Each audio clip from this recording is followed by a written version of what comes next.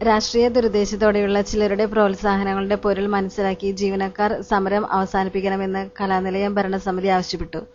സ്ഥാപനത്തിനെ സംരക്ഷിക്കാനും കാര്യക്ഷമമായി പ്രവർത്തിപ്പിക്കാനും ജീവനക്കാർ കൂട്ടായ പ്രവർത്തനത്തിലേക്ക് തിരിച്ചുവരണമെന്നും P. K. Bharathan, C. J. Sivasankarankutty, V. N. Krishnankutty, Narendra Warrier എന്നിവർ വാർത്താസമ്മേളനത്തിൽ അഭ്യർത്ഥിച്ചു. 2008-2009 വർഷത്തിൽ കലാനിലയത്തിന്റെ അറ്റകുറ്റപ്പണികൾക്കും കോപ്പുപണികൾക്കുമായി 15 ലക്ഷം പദ്ധതി തുക അനുവദിച്ചിരുന്നു.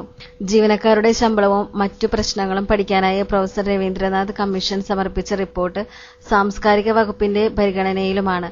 ഈ പശ്ചാത്തലത്തിൽ ഒരു സ്കെയിൽ വേജസ് നിശ്ചയിക്കാൻ ഭരണസമിതിക്ക് അധികാരമില്ലെന്നതിനാൽ സർക്കാരിന്റെ അനുകൂല തീരുമാനങ്ങൾക്കായി ഫലപ്രദമായ ഇടപെടലുകൾ നടത്തിവരികയാണെന്നും ഭരണസമിതി ഭാരവാഹി പറഞ്ഞു.